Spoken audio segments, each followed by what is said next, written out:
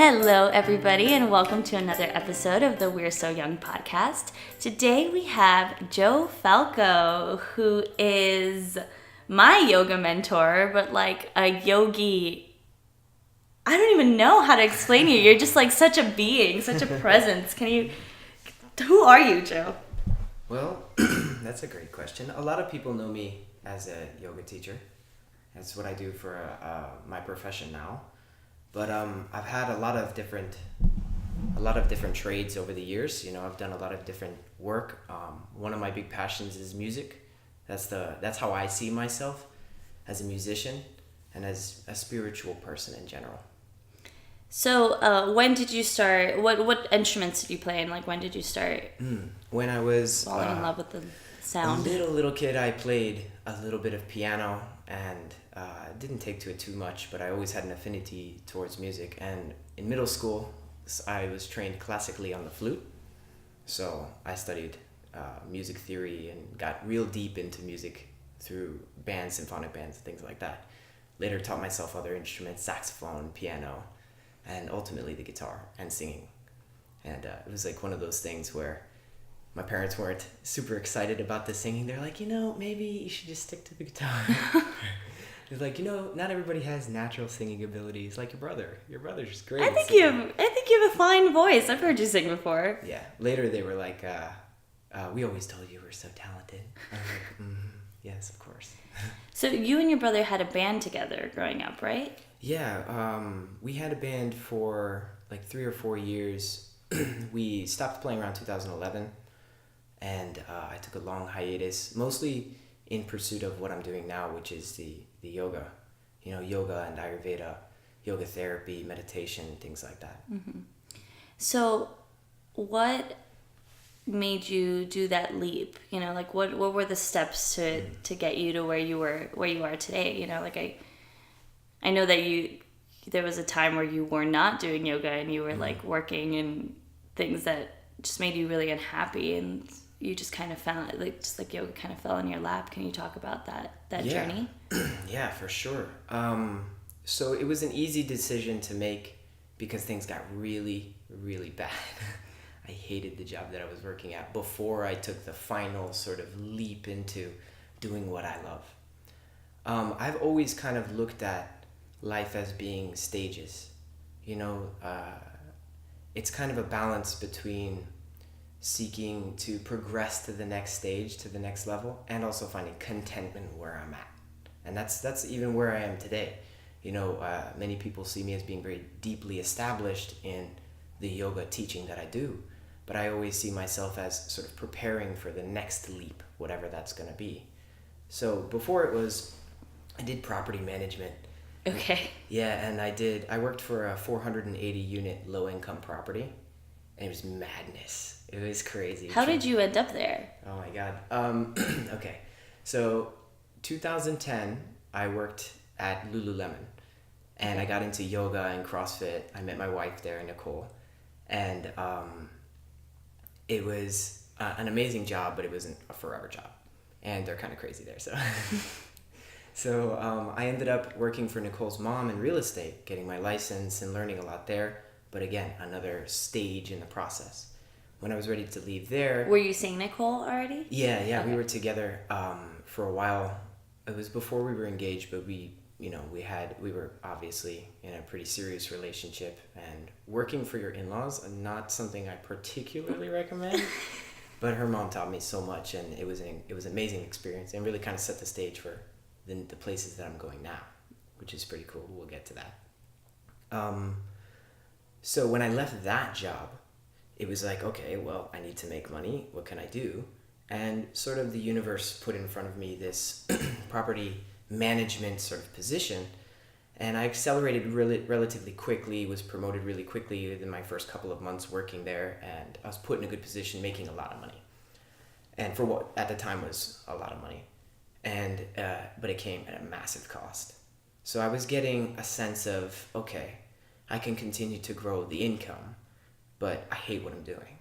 I was trying to be a light where I was, but I really, really disliked what I was doing. When you have to evict people right before Christmas, it takes a tax on your soul.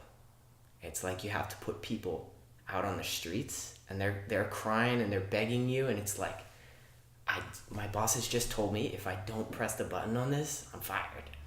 Like, what do I do? And that's why I say, yeah. And that's why I say it was easy. It was an easy decision. It was a very difficult thing to do, because I was like covering my eyes and leaping off the edge. And I really recommend that. I really recommend, if you get the opportunity to leap into something new, which I think you have, and you can kind of relate to that. It's like it makes you grow in ways you couldn't expect. Yeah. And the sort of like survival component of it is so valuable too. In teaching yoga, but also teaching fitness. I taught CrossFit for almost 9 years. I said to people often, if you don't ever have to do it, you won't. It's when you have to do it that we step up to the plate. Right. So that was a huge part of who I am today, was leaping into the financial unknown, into all the unknowns, emotional, mental, psychological, physical unknowns of doing this other thing. But I definitely wouldn't go back and change anything about it. Was there a point where you were like, is this the right decision, or were you kind of at peace with what you were doing the entire time? So I always like to think that there's a part of me that's much deeper. That's kind of like if you think about the ocean and how the surface of the ocean can be super turbulent, but like you go down 100 feet and it's like dead silent. So it feels super still. Or the current is really strong, but it's this massive, slow moving, beautiful thing. Mm-hmm. That's how I felt. I felt like on the surface, it was like, how are we going to pay the rent? Oh my God. But, there was this underlying faith that I was doing the right thing. And I've kind of always had a sense of, there being a higher purpose for this life that I've been given. I believe that the value of a human life is the life itself. Like, the most powerful thing that we have is the thing that's given to us at birth. What we do with it is just our way of expressing our gratitude for that thing. And, that's just what I'm trying to do. I'm trying to live the highest quality life possible. So you left this job, this property management job. Mm-hmm. You took the leap. What came next? Okay, so I was kind of working at a CrossFit at the time. And I had almost finished my yoga certification. But on the down low, I was kind of like already trying to teach yoga classes. And when I got out, I had like 4 hours a week of work. Like nothing. So it was terrifying in that sense. We had a little bit of money saved aside from the work itself.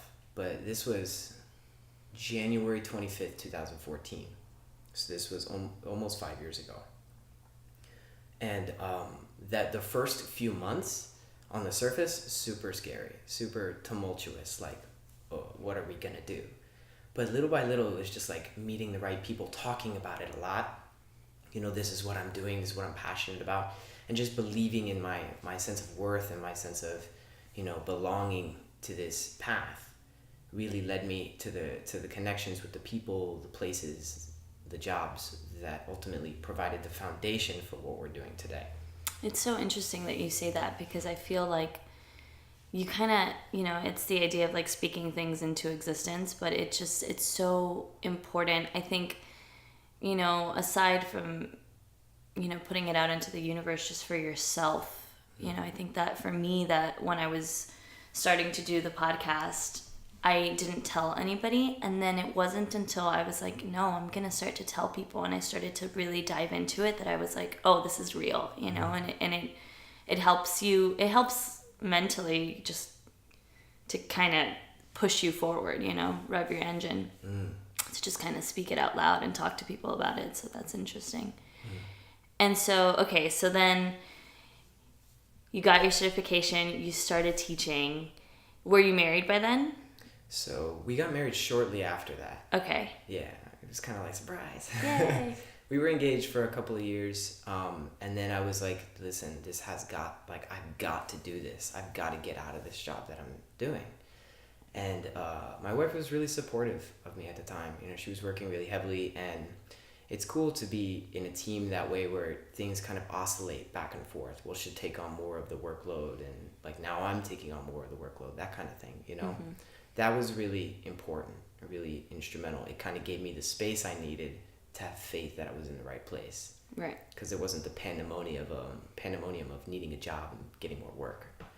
But yeah, we got married a couple months after I took the leap, and all of that happened at the same time. That was probably one of the most difficult years of my life, actually. Yeah, what a huge life change. Mm-hmm. So one of the hats that I wear is like a codependent hat. Okay. And it's one thing to be generally codependent, but it's something that I worked on tremendously. And really the crux of my internal turmoil came that year. After I got married, 4 or 5 months into my marriage, I was losing myself. You know, I was doing everything right. It's everything right, you know, in quotation marks there. But I was falling apart from the inside, just totally lost, had no sense of self-esteem, no sense of self-worth. I had invested everything in what other people think about me. And I was getting a lot of what I thought I wanted. And then I realized that's not what I want. What do I really want? And that's where some of those big questions came up. And I ended up in a program of recovery for codependent people, we'll put it like that. And that was where some of the biggest, most transformative things happened. And being in the yoga community, being in this community of recovering people really helped transform the way that I think. It helped alleviate my fears around change, around letting go of who I think I am. Because the only person who sees me the way that I see me is me. Everybody else has some totally different vision of who I am. So, and it usually is better than what I think, you know? Like, I kind of let go of that sense of who I thought I needed to be, you know, always trying to project myself as being perfect or whatever. And that really freed up a lot of things in me, which led me to, like, fast forward a few years to the last year and a half, 2 years. And now it's about always being willing to take the next right step, no matter what direction it's in, you know? Sometimes, you know, we're going uphill, where we're making progress, we're hitting our goals, and then we find ourselves in the next second tumbling backwards down the hill. And we're like, shit, look at all that stuff that I, you know, look at all that stuff that I just tried to do, and suddenly I'm rolling backwards in the wrong direction. And the truth of the matter is, usually at the bottom of that hill, I realized the direction I was rolling backwards was the direction I was supposed to be going. That's the direction I'm supposed to be going. You know, I have this idea of where I think things need to be going, but that's where all of my suffering comes from. That idea about how things should be, you know. It's the putting expectations kind of thing instead of just kind of like letting it go. Mm-hmm. Yeah, I mean that's so important. That's so important to just kind of know, you know, that like your life is going the way it's supposed to be going, whether it's hard right now or not. Like you're gonna be able to look back and be like, well, that happened because look at where I am right now, you know. And it just like, what is it teaching you? I think something that I've been very much trying to practice recently is the idea of why is this happening for me as opposed to why is this happening to me? You know? Yeah, you know, we went, Nicole and I went to an ashram, and... Can you explain a little bit what that is? Yeah, sure. An ashram is like similar to a monastery. It normally doesn't have a religious affiliation, but it's typically where people practice yoga. Sometimes it does have a specific religious affiliation, but this one is basically like a university for people studying yoga. A lot of people also don't understand that yoga is not the physical practice. Like, just to talk on that for a second, the word yoga itself means union, and it means union with a sort of a divine presence, a divine being You know, many people interpret this differently. Union with our true nature, union with our highest potential, with like the best version of me that exists somewhere deep within me, like getting in perfect harmony with that thing. So everything that we do when it's work towards self-betterment, self-development, self-care, all of those things are yoga. And an ashram is a place where we study techniques and we study the science of how to evolve, how to unfold that potential naturally, like a lotus blossoming. Right. And so we were at an ashram where they teach a 5,000-year-old lineage of yoga. And this gentleman who had been practicing there for probably 20 years sat down with Nicole and I. We were eating lunch together, and he said, I said, you've been practicing so much. Like, what's one of the great realizations that you've had here? And he said, everything that I experience is for my spiritual benefit. And like that's it, man. Like that realization, when it's the easiest thing to conceptualize, but when that blossoms in the heart and you really understand and you could see it, you know, in some places they say higher power or God or nature, however you want to express it, is doing for me what I couldn't do for myself. And like, then it's so much easier to see in hindsight, right? Right. Because our most difficult troubles and trials are the things that make us grow the most. But if we can embrace that in the moment, then we can allow things to flow. We can allow things to be painful. We can allow things to be scary, because that fear, that suffering was already there a long time ago. And I'm just bringing it to the surface and getting it out of the system. You know, and that's a gift. It doesn't feel good. You know, it hurts, it sucks, but it's really, those are the things that set us free. You know, that was like drop the rock. Yeah.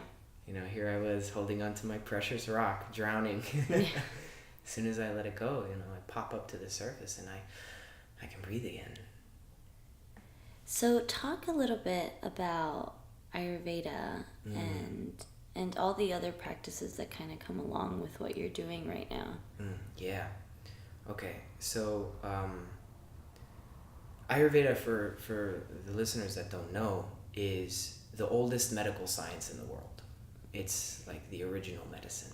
It's completely homeopathic. It uses food as the primary source of medicine. It uses lifestyle practices, various purging or detoxifying, and various nourishing techniques to bring a human back to their full vitality. Ayurveda is also a science through which we observe the material phenomena of the world around us. So pretty classic. There are 5 elements that make up the whole universe, you know, earth, water, fire, air, and ether. And each human is composed of a different balance of these elements. And their personal constitution is called their dosha. There are 3 different dominant doshas: kapha, which is earth and water, pitta, which is fire and water, and vata, which is air and ether. And through various tests and consultations, you can figure out what your constitution is. And there's certain foods and certain activities that are going to aggravate your dosha or pacify your dosha. Like for me, I have a lot of kapha in my dosha, which means that I like sweet things. But if I eat too many sweet things, I build a lot of earth, a lot of water, I build a lot. So it's not necessarily the best thing for me. Green vegetables, very good for me. Not a huge fan, but they're really, really good for me. And like people who have a lot of air and ether in their constitution get very easily mentally imbalanced by very stimulating things. As you might imagine, computers and social media and, you know, various forms of media are very mentally stimulating and have a lot of that air and ether element, and will easily push a vata constitution person out of balance, more so than somebody who's got that fire and water or earth and water constitution. It's a lot of information. Yeah, sorry. It's hard to sum up a 5,000-year-old science. Yeah, no, that was great. That was great. So you and Nicole started a company. Mm-hmm. Can you talk a little bit? Yeah. Yeah, so Yoga Veda Center started in 2014. I said to Nicole that we're going to We're going to build a business together, you know. And kind of rolling back just a little bit to the codependent thing, I was kind of always riding on her coattails in a way. She was the person who was super interested in yoga. And I was like, okay, she's interested in yoga, I'm going to be interested in yoga. And the truth of the matter is that, you know, I did find myself in the practice of yoga. I started it because this person that I loved and I wanted validation from was doing it. But it ended up being a very huge part of my personal practice. So I really became more of the structure of the business, and she was the one diving into the education component. Like Nicole, we're on Instagram as Yoga Veda, at Yoga Veda Center, and she is one of the most educated yoga Ayurveda professionals in all of our region, South Florida. And last year she went to India. She was one of 5 people in the world accepted into a program in India where they practice panchakarma. And panchakarma is like the ultimate detox. Like, you imagine that there's some kind of Eastern ultimate detox and nourishing treatment, like somewhere out there, there's this like super deep way to heal yourself. And panchakarma is that, you know. And what we're doing now is trying to bring the deeper, real and spiritual practices of yoga and Ayurveda to people living in the modern world who can benefit so much from it. Yeah. I mean, I think that's how I made a connection with both of you guys, was just it wasn't, you know, you go into, I went into a yoga studio. I'd been doing yoga growing up, like in acting and theater. It's very much, you know, mind, body, presence kind of thing, but never to the extent of the classes that I took with you guys. And I think that I'm having such a hard time finding a yoga studio close to me now because I'm like, it's not Joe or Nicole. But yeah, I feel like I think that's what drew me into wanting to dive deeper into the practice was, you know, and it's a constant reminder of being like, yeah, this is it. Why am I not doing this all the time? You know, like when I do practice again, I'm like, oh, yeah, of course my life is like going all over the place. Like I haven't sat down and like centered myself a little bit, you know. I think it's you guys have some really good stuff going, you know, really good stuff going. And you guys also do teacher trainings and different kind of, not just teacher trainings, what other trainings you do? You guys do all sorts of stuff, all sorts of workshops and stuff. Yeah, so I just want to say really quickly, you are one of our yoga students, and you're a great student, you know, and a lot of what you bring to the table as your personal assets allows you to have such a true perspective on what yoga is. Every once in a while in my classes, I'll see someone who is internalizing the practice. Like, not only do they get the sense that there's something deeper than this little 1 hour thing that we're doing, but they're trying to put themselves in the seat of the understander or the seer of the practice. And I definitely saw that in you. And I remember approaching you and talking to you about doing a teacher training, because most people who take yoga practices do get a sense that, okay, maybe there is something deeper here. What is it? And the 200-hour teacher training is our way of bringing people into the know about that. Yeah. It's like, and you know this because you did your 200-hour with us. And it's like we bring you in on the philosophy and the background, the history. I mean, that was my favorite part about it, was like going home and reading Patanjali and then being like, okay, let's talk about it, you know. Like that was my favorite. It was the philosophy of it for me is what really brought me into the love of it, you know. Yeah, I was asked once if I had to take one book with me, you know, what book would it be? Like one book and that was it, you know, for all of humanity. And it would be the Yoga Sutras of Patanjali. The ones that we recommend for our students is the one that's interpreted by Swami Satchidananda. But there's another one by Pandit Rajmani Tigunai from the Himalayan Institute. And he's doing a 4-book series. And it's super dense, very intense reading if you're new to it. But it's life-changing information. Yeah. Really, really powerful. But going back to the certifications, we are offering 200-hour certifications because we meet people all the time that want to dive into the practice and want to like use that lever of self-development and self-care that yoga brings to the table to take their own leap. And we've been there for a lot of people who did that. You know, I mean, I kind of saw you do that. I definitely, you know, Anna Maria, one of our mutual friends, leap out from what she was doing into her chocolate business. Yeah. And her chocolate is amazing, you know, and we're so proud of her. The amazing thing is to really just be there to teach people that, you know, and not even really teach them. Like, our job is not really to teach them. It's just to share with people what we've been shared, what's been shared with us. And that's... Which is like the ultimate form of teacher-student, you know, like connection. It's just like, not regurgitating, that's not the right word. I mean, yeah, it is, but it's not. It's not a pretty word, but just, yeah, like you know, I gifting like people. Channeling, yeah. Yeah. So we are working on a 300-hour teacher training, a yoga therapy training. That's the big one. The future of yoga, as we know of it today, is really being developed by IAYT, which is the International Association of Yoga Therapists. Yoga therapy and Ayurveda are really at the forefront of bringing a new type of, I don't want to say medicine, but supplemental medicine or alternative medicine to the table. People know, I wouldn't say all people know, but I'd say 30 to 40% of people in general, in the general population, and almost 100% of the people that we deal with on a regular basis, being in the yoga world, they know that the status quo of how things are going when it comes to medicine and things like that isn't really working. Like, you can't just take pills and make things go away anymore. Right. Like, okay, the symptom subsides a little bit, but then there's side effects and I feel funky all the time. Yeah. And it's like, and we're really in a very powerful era. There are more people dealing with anxiety and mental health issues than I think probably ever before in human history. And a lot of that has to do with the pace and the energy and the amount of information we're being bombarded with on a daily basis. Yeah.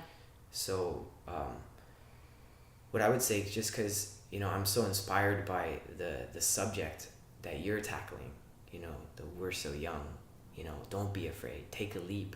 You know, when you're knocked down, it's good for you, makes you stronger, builds character, brings you to your knees. Life brings you to your knees. Be humbled, get up, you know, take the next right step, be willing. You know, willingness is so powerful. And because, you know, by the grace of God, we'll say, I had the willingness in my moment to take that first step and that leap. Now I'm in a position where I show people, not just tell them, but I show them, like, you have to do this. If you're being called out of where you are, you have to go. Yeah. Because otherwise life is going to kick you out. Right. Yeah, and you're not even talking about in just like the sense of yoga. It's just like in life, like whatever it is that life is throwing at you. Yeah. You know? Yeah, 100%. And it's cool because I find myself gravitating away from what I'm doing now.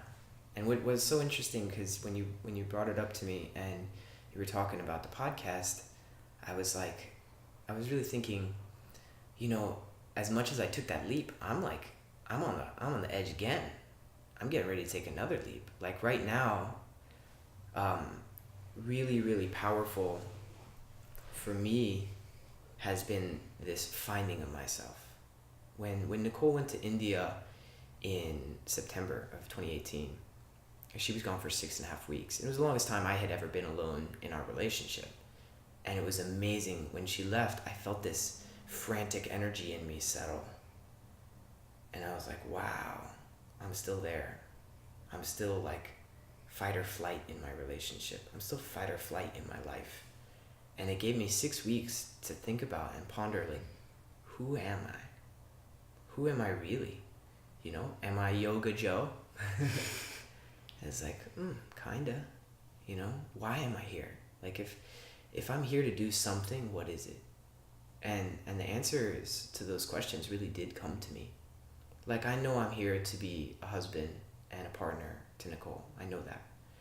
But I also am here because there's a vast reservoir of musical spirituality in me, and it comes out. And I took such a long break from myself in that way, and I was hiding from this part of myself. And in that period of time, I really cracked it open, and the music has started flowing out of me again. Oh, that's great. Yeah, and this is like the next leap that I'm taking, is this group Cheyenne that me and my guitarist and my brother form.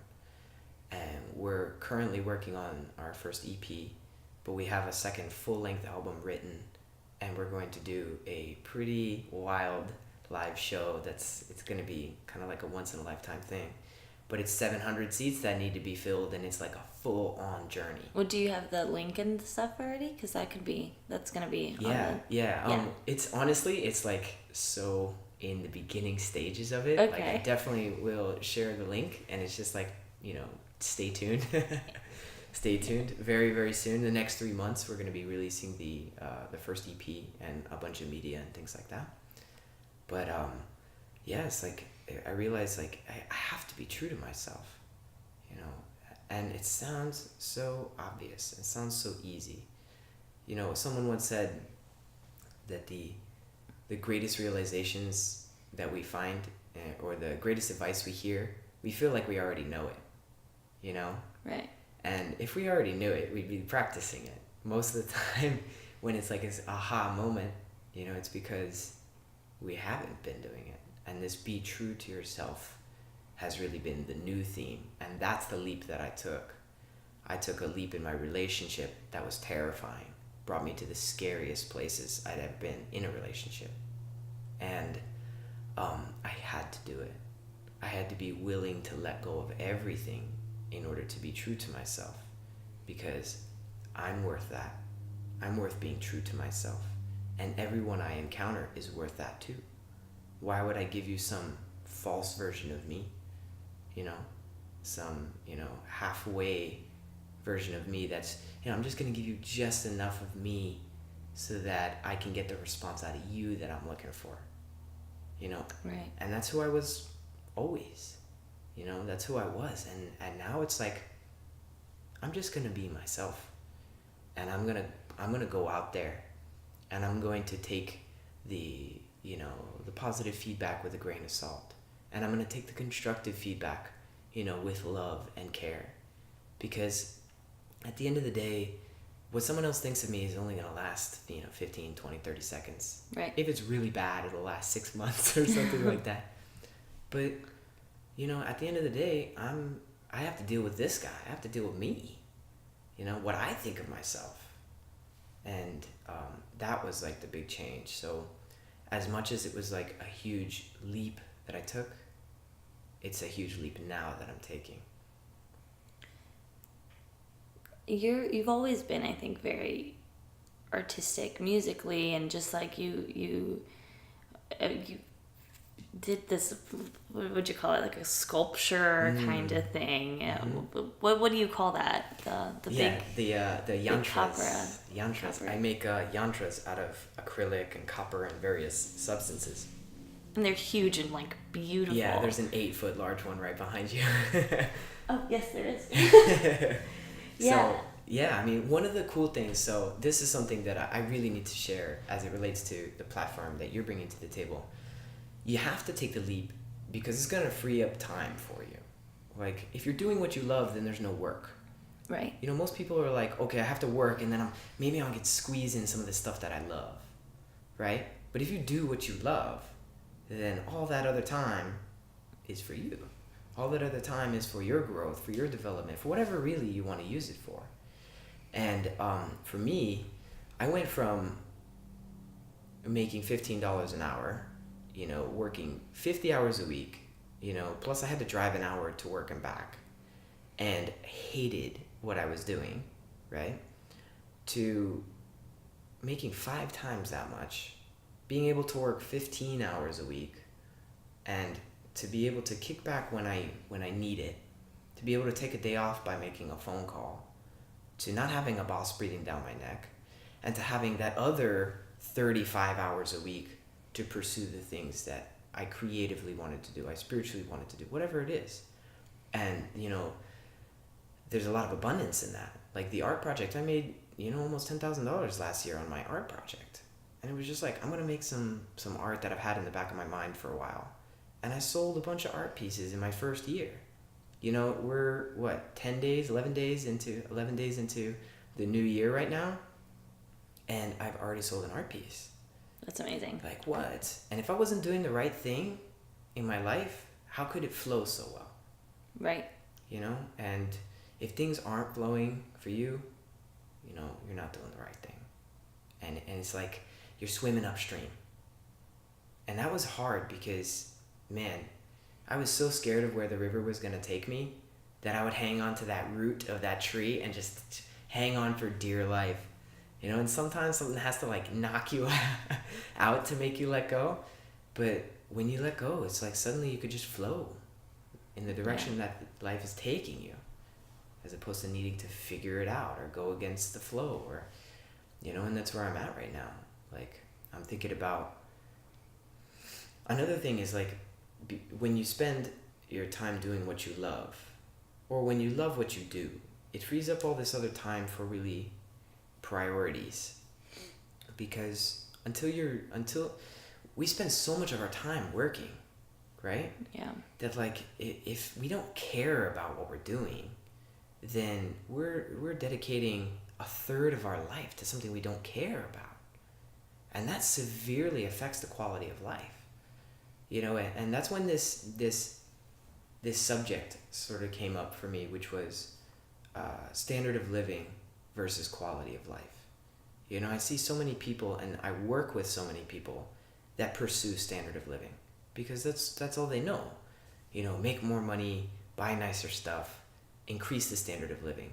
One of my clients, you know, makes something like $250,000 a month in income. Yeah, it's like really, really crazy money, and has nearly $200,000 in expenses a month. And it's like, not just personal stuff, business stuff, everything. The way this guy's life is structured makes such tremendous demands of him on a regular basis that even though he can walk away with 50 grand a month in his pocket, he really struggles physically and mentally. And you put this guy down and sit down and have him try to meditate, and it takes so much effort just to unravel the first layer of the stress that's always there. Yeah. It's like stress is a fixture in this guy's life. And there's nothing wrong with that. It's not wrong. But then the question for me, being able to see it in that way, was, you know, I do want to be successful. I do want to be abundant. I think the taboos around money are silly. I think money is just energy we exchange. If I have value and I present it, people are going to give their value to me in the form usually of some kind of malleable currency that allows us to make an exchange. Cool. And it works. I want to be abundant, but at what cost? You know, I want to be financially well and abundant and not afraid, living in fear of financial insecurity. But I'm not willing to compromise quality of life.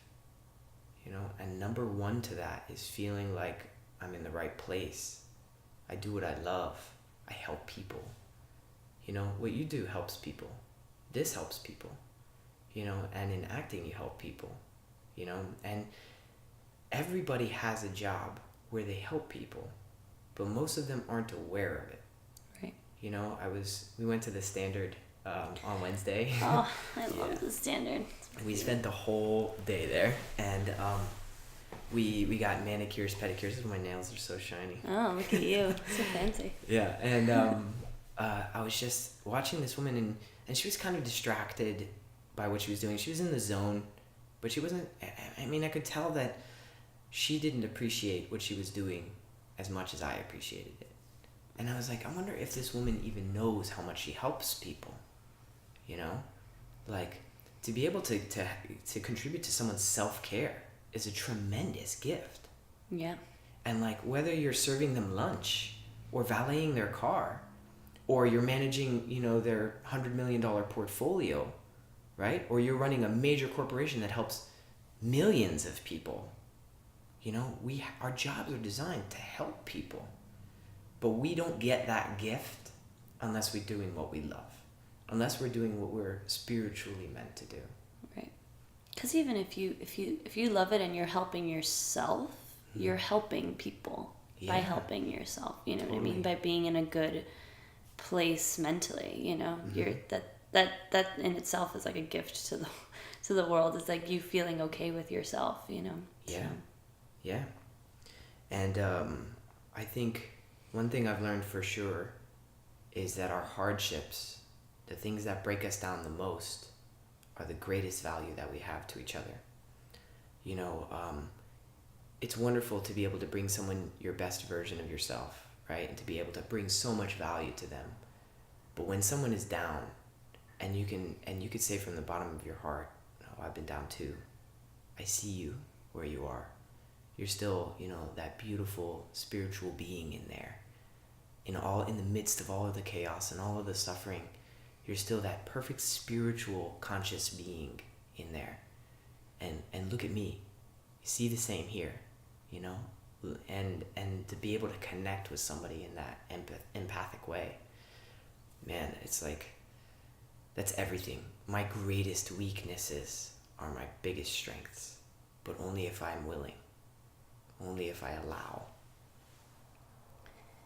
So if you could tell young Joe, I mean, you left us with a lot of wisdom, but if you could tell young Joe one thing, like before working at Lululemon, what would you say?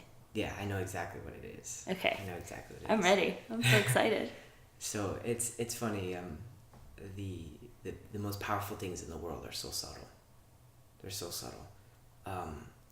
My sponsor said something to me, and I've studied, like we were talking about, 5,000-year-old lineages of yoga, of enlightenment, of meditation, of esotericism, you know, Eastern esotericism, Western esotericism, philosophy. I've gone, like, you know, to the depths of trying to find wisdom.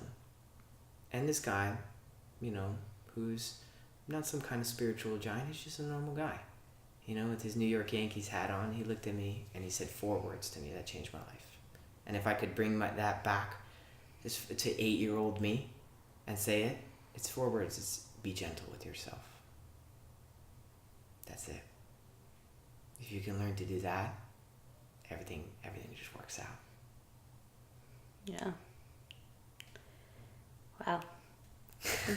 It's so true. You know, it's so interesting because it's like you said, like it's just like the advice that seems like the most obvious. It's just something it's what you need to hear all the time, you know?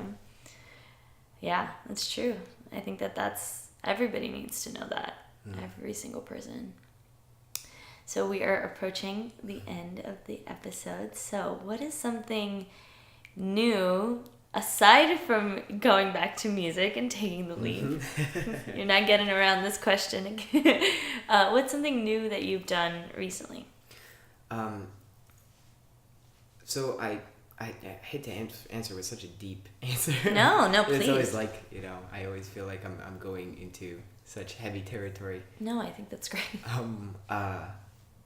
So the thing that I tried recently was therapy, and to be super vulnerable. My wife and I are in therapy together. Oh. Yeah, and it's surrounding obviously the subject of intimacy, you know, that being the primary subject in a relationship, and that was new. And in that, the thing that I tried that was new is speaking the truth, you know, the real truth, like the unabridged version of the truth. And there's a whole nother level of terrifying when you put your like deepest, darkest self on the table and say, here I am. You still love me? But then, you know, that moment of like, yeah, I do. I understand. Or the freak out, and then like a week later, yeah, I get it. Okay. Sorry, I freaked out. Yeah. Yeah, so that's the new thing that I tried recently, was being really true in the most vulnerable of situations. Yeah. Which is interesting because I feel like I feel like that in the practice we're very, very vulnerable in general. But it is such a different beast to kind of sit and just reflect on yourself and speak it out loud with other people, even if it's someone that knows you so well, like Nicole, or like, you know, anybody in your life that like knows you. So that's terrifying. Yeah. That's terrifying, but you know, it must feel so freeing. Yes, it does. It does. And, you know, she deserves the real me. I deserve the real me. And it's gonna, in order to get there, apparently, I have to be willing to bring that real me from the inside to the outside. Yeah. And what's something new you want to try? So all right, finally I get to give you like a fairly surface level answer. No. I mean, you can, but... So, property investment. Okay. Yeah, investing in real estate. Okay. Yeah, it's something I'm working on. We have it in our goals, and, you know, various people I'm working with want to get into real estate investment, and I'm still a licensed agent, so like I can do a lot of that kind of background stuff.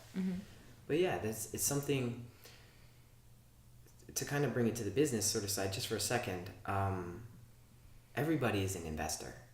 Most people just don't realize it until they need to retire, that they're investors. You know, and they've been investing their whole life, and that most people just don't get the returns that they need. Yeah. So I got hip to that pretty quickly, and now I'm starting to take the future seriously in that way. And real estate is a tremendous vehicle for building wealth and building financial freedom. And that's kind of a big part of this next leap for me, you know, is doing right by my financial future and our financial future, and, you know, trying some new stuff. Man, don't ever... I mean, if you leave this apartment, I'm taking it. I'll let you know, because we've been talking about it. I love this apartment. It's so beautiful. Very sweet place. Yeah. Yeah. How long have you been here, actually? We have been here almost 6 years. It's so beautiful. This is like... It's like a... It's right next to a canal. And it's just... You just walk in and you just kind of feel like a deep breath every time I walk in, and it's just so nice, you know. And I think, you know, and obviously I think it's what Joe and Nicole bring, but it's also like there's so much light, and it's just very homey. It's a very beautiful place.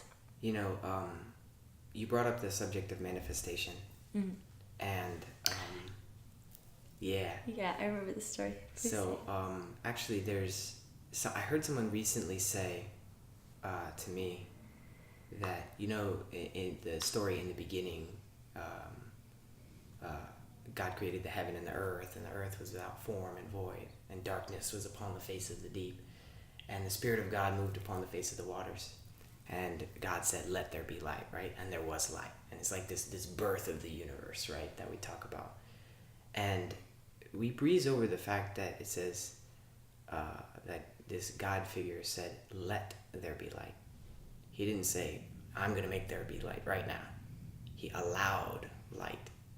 And this manifestation is a huge process of allowing. You know, for us, we allowed this apartment to come. And we didn't have to seek it out. You know, and it's because we allowed certain things within ourselves that our eyes were open enough to see the opportunity when it came.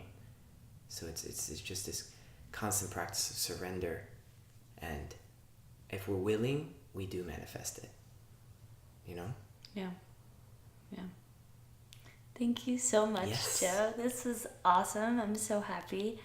Everyone's gonna be able to get linked into your websites, and hopefully soon the tickets to be able to fill up the 700 seat. Definitely. So I'm looking forward. We'll check back with you. But thank you so much for doing this. Thank you. I'm so glad you're doing this. Thank you.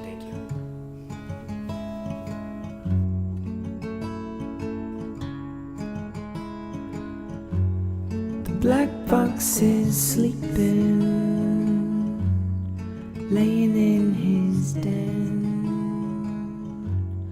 silently dreaming, pictures in his head of a sky black and open, stars float like fireflies, the smell of the ocean, a moon golden white.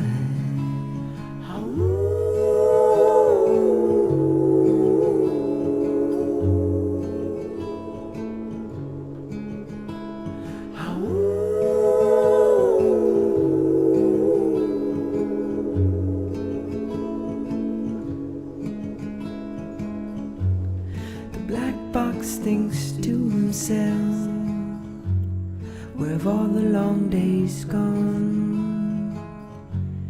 The sun on my belly, I remember every song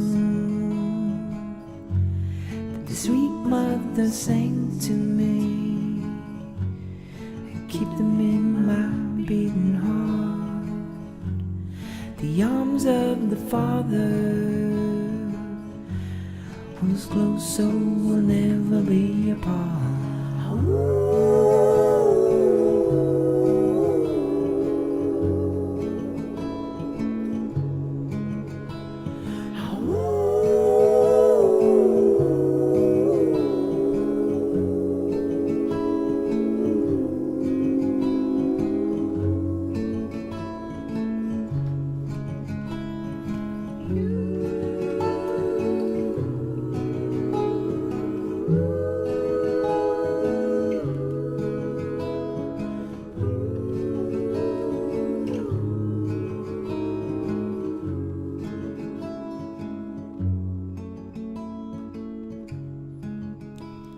Thanks again for listening to the We're So Young podcast.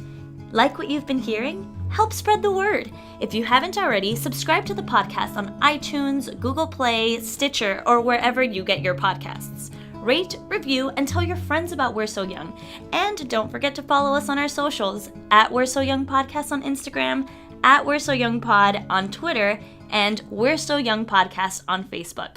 Let's all get inspired to try new things together. That's it for now. Tune in on the 1st and the 15th of each month for new episodes.